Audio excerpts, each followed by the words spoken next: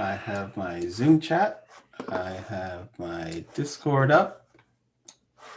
And now YouTube.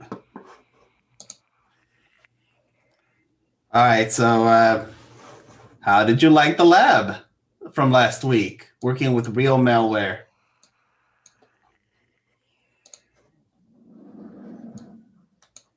Hold on there when the sun's not out. Just Yeah. when you write back. I see challenging. Wild. It was a bit wild. Scary, wild. Well, you know, you're in cybersecurity.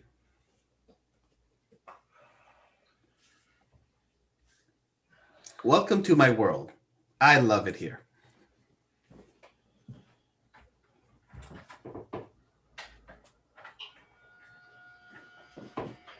Was anyone able to complete both the lab and the in-class?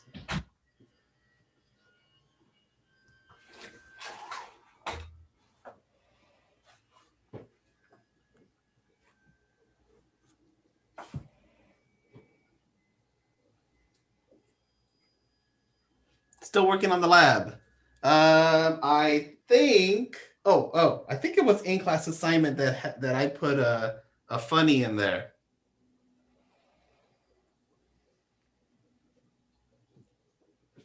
I think it was the in-class. Anybody find that?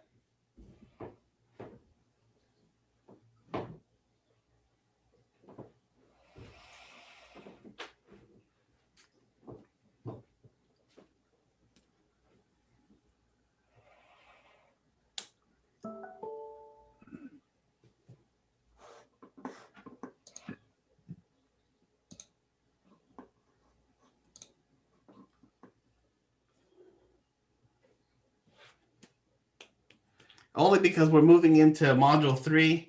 I'll tell you, there is one of those pieces of malware that isn't really malware, but it is supposed to trigger things like antiviruses.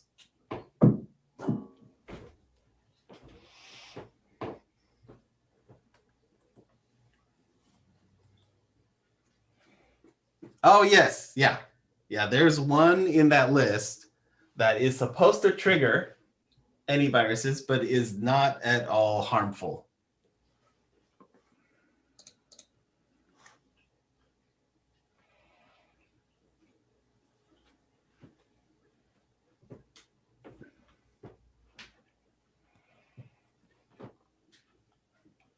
I think it's malware 4. David, do you remember which one it was? Yeah, identifies a test. Yep.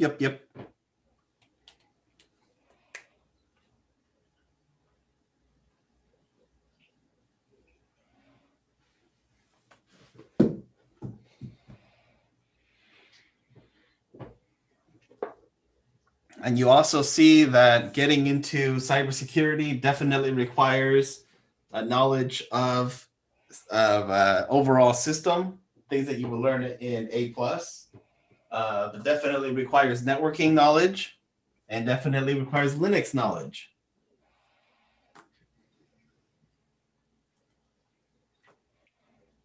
You don't have to be an expert in all those 3, but you definitely have to have that foundation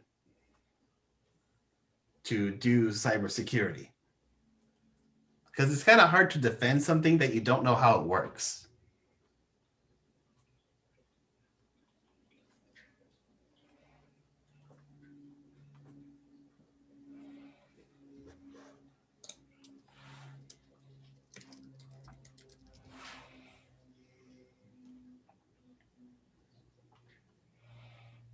Malware 4 doesn't do anything.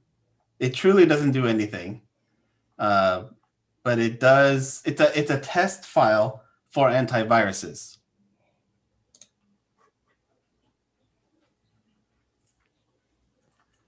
So it's a simple file to put on to see, does my antivirus detect this correctly?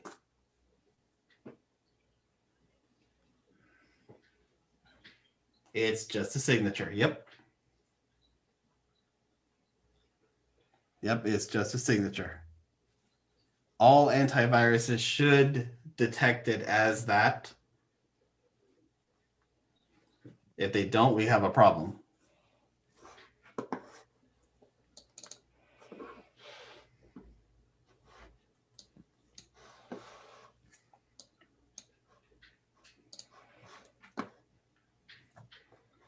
Okay, well, it is 2:15 on the nose. If there are no other questions from last week. For malware 1, how do we get the 0.dky file to run it? I believe that file shows up in the folder where you ran WannaCry or WannaKiwi.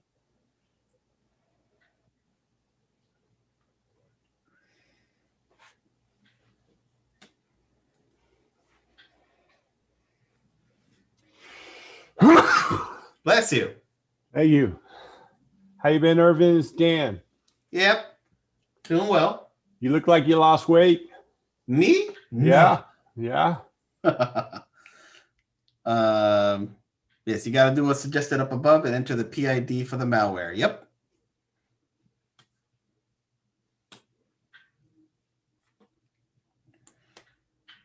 Well, I hear no screams of protest, so I guess we will get started with the module.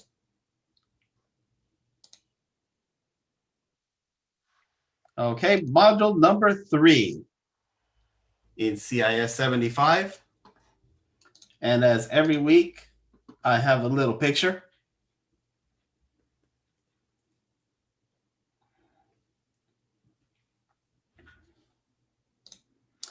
This chapter, or this module, and the one that follows will focus on cryptography. It's an introduction into the world of cryptography. The labs will have you do more in-depth things with cryptography, but right off the bat, let me tell you that I am horrible at math.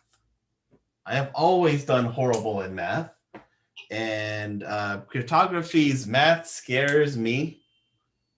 I am not going to force you to know the math behind cryptography. We're going to talk about the methods. We'll talk about the tools that you can use that will do the math for you, but I'm not expecting anybody to pull up a calculator or do any math by hand or anything of that. You have a calculator in front of you.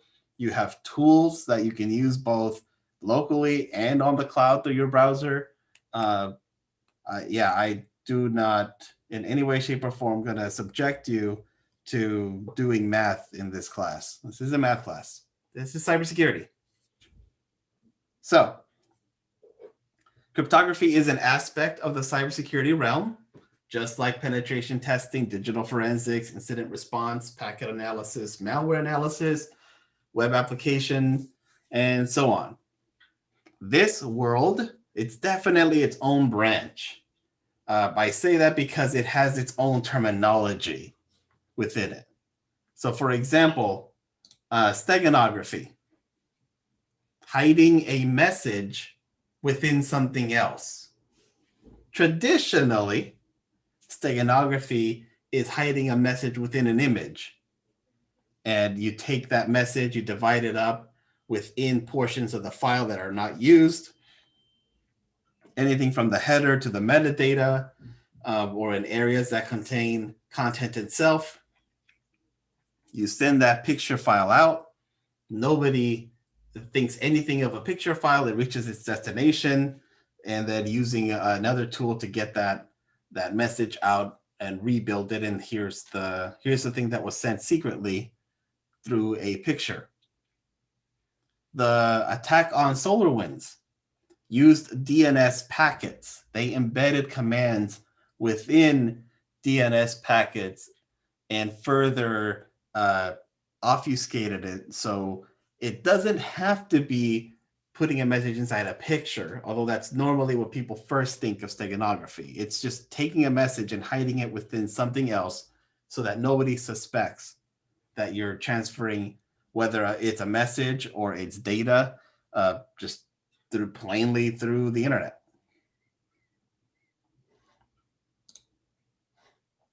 Encryption. So steganography is not necessarily encryption because you're just taking a message and dividing it out.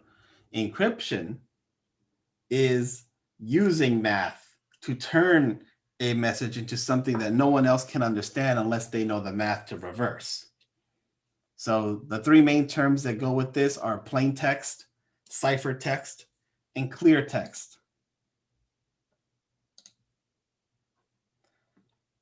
Your plain text is the unencrypted input data or the output of a decryption. The ciphertext is the scrambled or the unreadable output of encryption. And the clear text is the readable or the unencrypted data being transmitted or stored. Within encryption, we have the algorithm or the cipher. Both terms are used interchangeably. They are the mathematical formulas that use keys or a mathematical value to encrypt or decrypt data. Algorithms function as the locks and utilize unique mathematical values as the key to unlock or lock the data. The oldest of the ciphers is the substitution cipher. It is also known as the Caesar cipher, which would take the letter A and move it 13 spaces over. So A would become N, B would become O, and so on.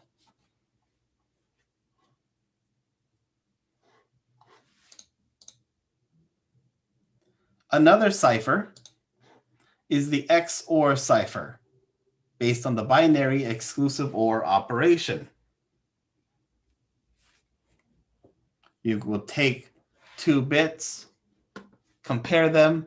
If they're different, the answer is 1. If they're the same, the answer is 0. So you would take a plain text message with a secret key, XOR the 2, and now you have your ciphertext. And as long as you have that secret key on the other end, you're able to reverse and get whatever the plain text message was. I don't expect you to know this math. I expect you to have an understanding of XOR logic, but I'm not saying you have to be able to do the math. There is an awesome tool that you can wield called CyberChef. It is available through your browser. You don't have to install anything. I would add CyberChef as an item on your bookmarks. It's an awesome go-to tool.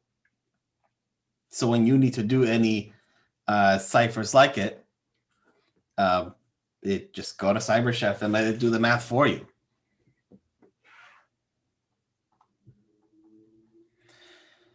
The strength of an algorithm depends on several factors. Formulas depend on the quality of the random numbers. Unfortunately, computers are meant to be predictable.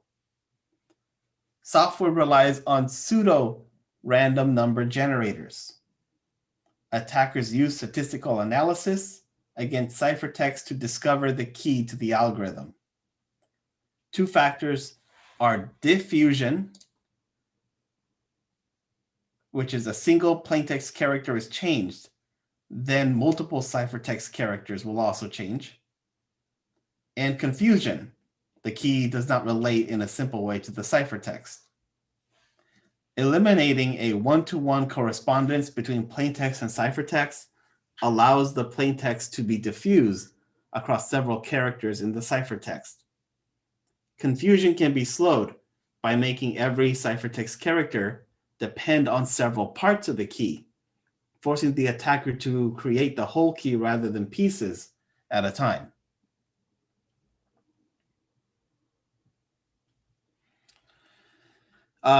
We need cryptography in the world of cybersecurity.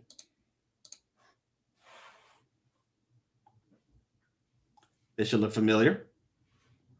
It achieves confidentiality by ensuring only authorized parties can view it by using a key. It achieves integrity. Data can only be altered by using the key.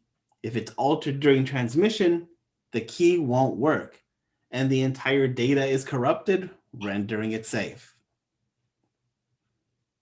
Now, just because you can't access the data doesn't mean integrity is lost. We have authentication. The sender has to be authenticated. It'll prevent impersonation. It also achieves non-repudiation. It was defined as denial, whereas non-repudiation is the inability to deny, and obfuscation. Cryptography hides details, so original message or the code cannot be determined to allow an unauthorized person from reading. It's basically security through obscurity. Cryptography provides data protection when it is in use by an endpoint or data in use, when it is transmitted across the network, which is data in transit, or when it is stored in a medium, data at rest. So this shows us the constraints of cryptography. So yes, cryptography is awesome and necessary, but in order to achieve security with cryptography, you need enough energy. You also need low latency. Not necessarily always achievable, especially with IoT devices. They tend to be low energy or low latency and sacrifice security.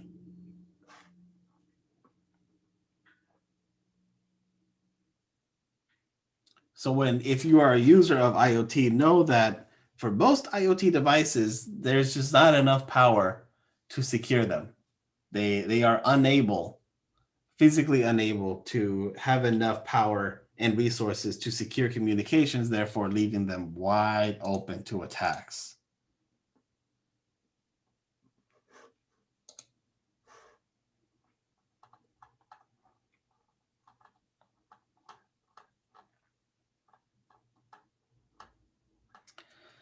Some cryptographic algorithms, starting with a hash. The cryptographic algorithms, the two main are stream and block ciphers, and we'll discuss a number of them coming up. The first one is hash.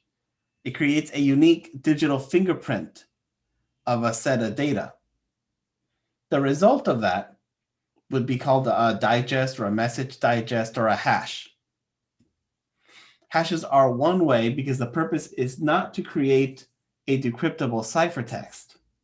Hashing is used for comparison purposes, such as verifying files downloaded completely without alteration. A hashing algorithm is considered secure if it has the following characteristics: a fixed size. A digest of a short set of data should produce the same digest of a long set of data. If one occurrence of the letter A produces a hash of 0F34E32F, a million letter A's should produce a hash of A43CBBDE.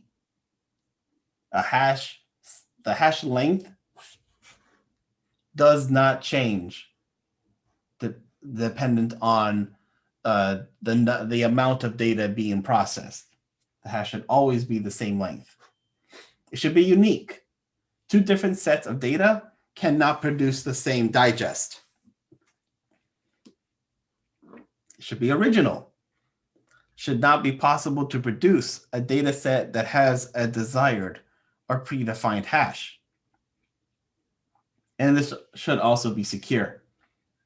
The resulting hash cannot be reversed to determine the original plaintext. Now here on this picture are a couple of these that you should be familiar with, like Message Digest 5 or MD5, part of the message digest family. It's been around since '89. I have listed in the notes some things that you should know about message digest 5, like the length of a message is padded to 512 bytes. The algorithm uses 4 variables of 32 bytes in a round robin fashion. MD5 is not considered secure. You have the secure hash algorithm, or SHA. You have SHA-1 that was released in '93, SHA-2. We have SHA-2 and 3 out. We have RACE, the RACE Integrity Primitives Evaluation Message Digest. And we have the hashed message authentication code. Now, again, you need to know about them, but you don't need to know the math behind them. The CompTIA Security Plus test doesn't tell you, okay, here is a thing, do the math. It's more of compare which one of these is MD5, which one of these is SHA-1. How long are digests for SHA-1?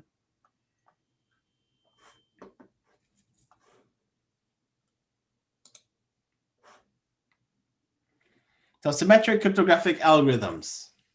This is the original of the cryptographic algorithms. They use the same key for both functions, for decrypting and encrypting, and are designed to encrypt and decrypt the ciphertext. Since both parties must have the same key, this family is also called the private key cryptography. Symmetric provides protection only if the key is kept secure. Within this family, you have a DES, 3DES, and AES. DES, or the Data Encryption Standard, has been around since the 1970s. Uses a 56-bit key and is totally insecure by today's standards. So somebody thought, well, if DES is no longer secure, let's make it secure by doing the same thing 3 times. And that's where 3DES comes in, or triple DES. That's also not secure. We also have AES, the Advanced Encryption Standard. It has been brought about by NIST in the late 2000s. There's also the Rivest cipher, or RC, that has a family of 6 different algorithms. There is also Blowfish, which is a 64-bit block cipher with a variable key length, which is kind of unique to others because most of them have a set sized key, whereas Blowfish can be varied. And there's also IDEA, the International Data Encryption Algorithm, that's used in the EU. So the big thing about symmetrics is the sender and receiver have to have the same key. If that key is compromised in any point of the communication, then it's all exposed. The different, or the other sibling, is asymmetric. This is known as the public key cryptography. Asymmetric uses 2 keys, which are mathematically related, a public and private. The public key is known to everyone and can be freely distributed. The private key is only known to the individual of whom it belongs. Another way of looking at this is like a mailbox. Anybody can walk up to a mailbox to input something, but only the key holder can open the box to see the contents. In asymmetric, we have more terminology. We have the key pairs. The group requires a pair of keys. We have the public key, like I said, that is designed to be distributed without any protection. And we have the private key, which is kept confidential and never shared. The owner should only have the key. The keys can be used in both ways, to encrypt a message with a public key and be able to decrypt with a private key, and vice versa.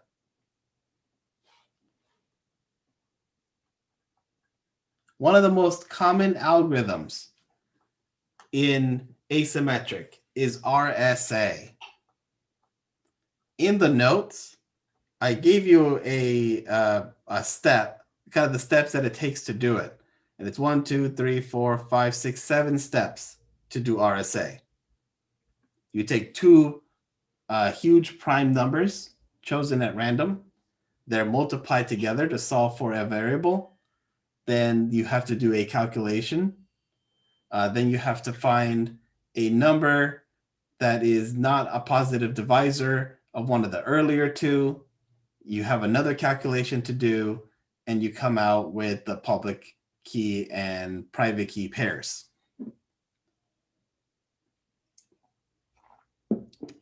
You're not expected to know that. You just need to know RSA is one of the more common of the asymmetrics. Elliptic curve cryptography has been around since the 80s, using instead of using prime numbers, it uses sloping curves. The function adds the values of 2 points on a line, and then a third point is derived. Users share one curve and 1 point on the curve while choosing a secret random number, and computes the private key based on the point in the curve.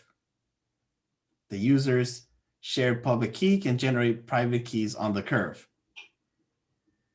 Again, you're not expected to know all the math behind it, but know that how it works, that it uses sloping curves across the line, and points are chosen on it. And it's mostly used on mobile and wireless devices, since the keys will be smaller and result in faster computations with lower power consumption. There is also the digital signature algorithm. It's a US federal standard patented under NIST. DSA verifies the sender, provides non-repudiation and integrity of the message.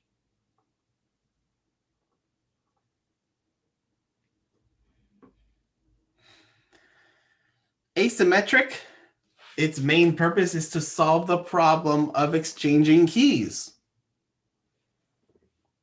It achieves it in 4 ways. There's a Diffie-Hellman. Both parties agree on a large prime number and related integer. Those two numbers can be public, though the mathematical computations to exchange intermediate values, the two parties can create the same key. There's the Diffie-Hellman ephemeral, uses different keys in comparison to the prior. Ephemeral keys are used once and then discarded. You have elliptic curve, Diffie-Hellman, uses the elliptic curve instead of prime numbers. And perfect forward secrecy, public key systems that generate random public keys for each unique session. If the secret key is compromised, the contents will still be safe.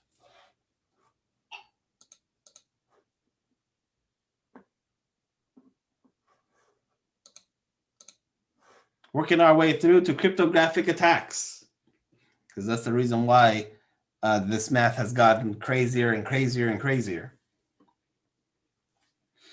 A known ciphertext attack is statistic tools can be used to discover a pattern in the ciphertext, used to reveal the plain text or the key. This will require only the ciphertext.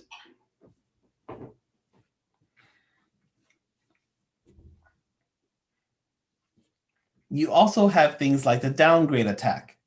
Since most systems are backward compatible, looking at you, Windows, an attacker can force the system to abandon the current higher security mode and fall back to an older, less secure mode, using deprecated algorithms, forcing systems to use disapproved algorithms like DES or SHA-1. Improper implementation. Since many algorithms have several configuration options, if they're misconfigured, the system could easily expose their private key or weaken cryptography. And collision attacks, causing a hash function to create the same hash for two different files. Attackers will try all possible combinations until a collision is found, otherwise known as a birthday attack.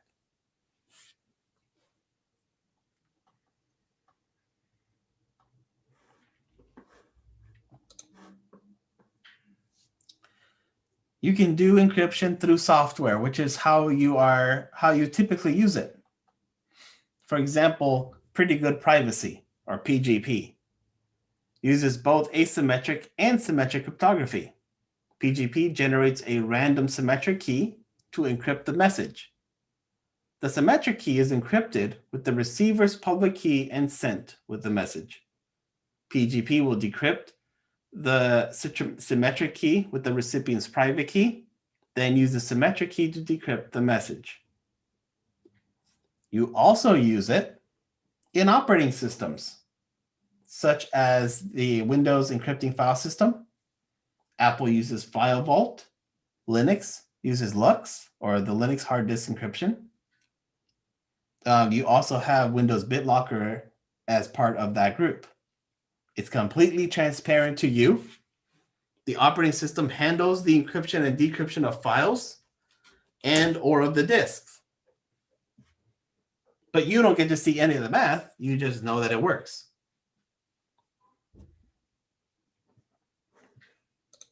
There are also hardware encryption. If you haven't seen the Iron Key, I have provided a link for you in the notes. It is a tamper-proof drive that if somebody tries to open, it will essentially self-destruct. And it also has encryption built in. There are also self-encrypting drives. Similar to the Iron Key, the drive is encrypted at the hardware level to prevent recovery of data or data erasure if the right conditions are met. Like you mistype the password 5 times, so everything is wiped. There's also the Trusted Platform Module, which is what I have pictured here. A dedicated chip for cryptographic purposes, like random number generating and testing components at system startup.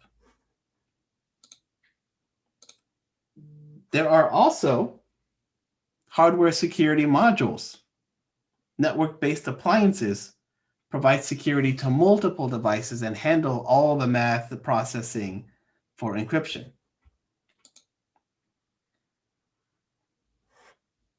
Are there any questions?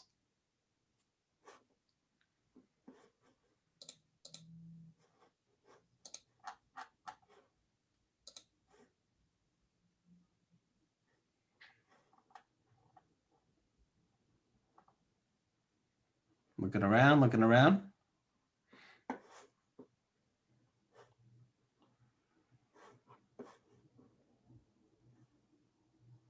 Okay, I'm going to stop the recording. Make a quick video out of this to post to YouTube, and then I will go over the Module 3 assignment.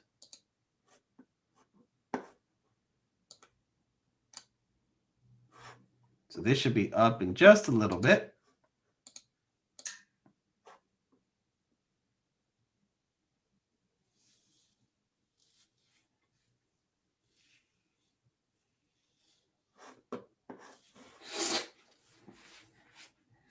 And while that happens, I'll open up the links.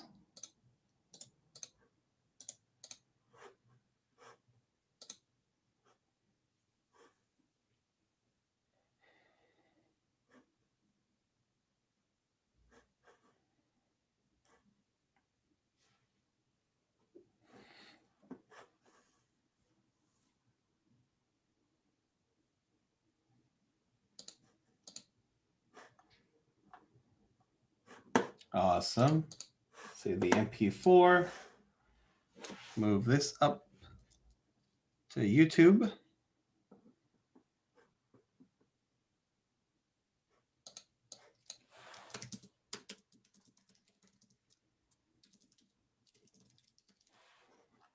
And put it in a playlist.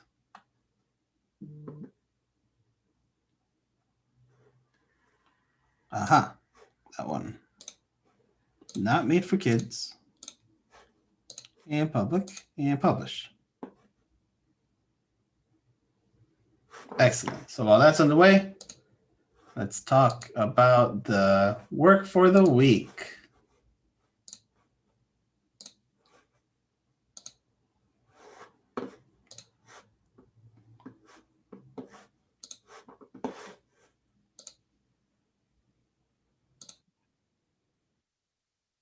Okay, I should be sharing my Module 3 assignment submission.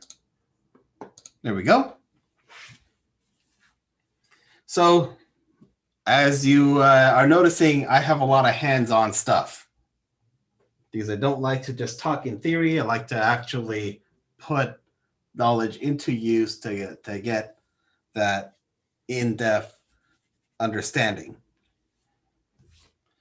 So for this week, if you are completely new to cryptography, you can cover a lot of basics at this link, which is the first one provided in the module. So here's the module assignment. Here's a CTF 101, CTF Learn and Crypto Hack. So if you're completely new into this, you can do some basics at CTF 101. Under cryptography, you'll see the various topics of ciphers, some that I covered, some that I haven't, but gets you going. You can put your knowledge to use at CTF Learn. They have whole sections for cryptography. So select the make a free account, join in, and you'll have some challenges in cryptography to do. If you feel like you want to take on a challenge, and I know I said here that it's the same amount of points, but I'll give more points for those who go on the deeper end and do crypto hack. This is a platform that is completely all about cryptography. So you can see the various channels. Of course, you'll need to register an account. It's all free. And you'll go through these and do all kinds of cryptographic challenges. So it's really up to you to decide. If you're completely new, then I would first start here at CTF 101, then go to CTF Learn. For those who feel like they can take it on, jump into Crypto Hack. And honestly, if you're able to do both these, that's you are more awesome. I'll give you more points because you're doing more hands-on. You're applying your knowledge. You're learning by doing. And to me, that's the more fun way than listening to somebody talk all day. Any questions?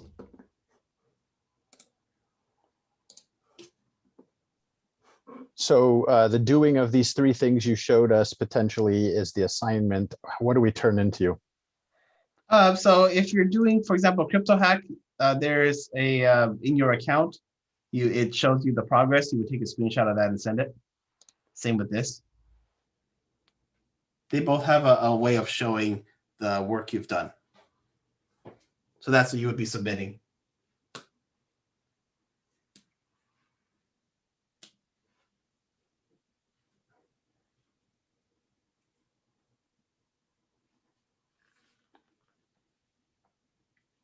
And feel free to work together. There is no problem. I don't have any problem with people working together on these type of things. I don't have a specific amount of challenges. The further you go, the more points I'll give you.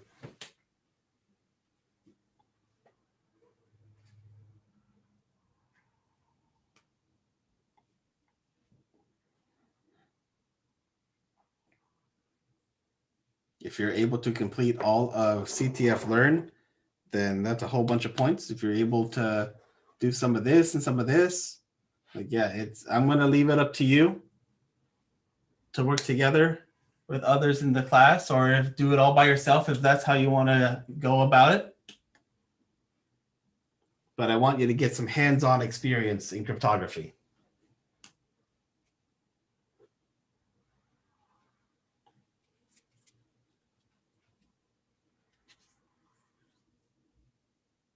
Because that's what it's about, right?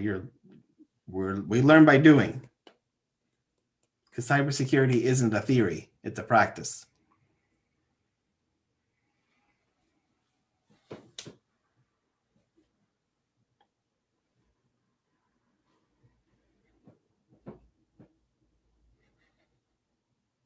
Other questions?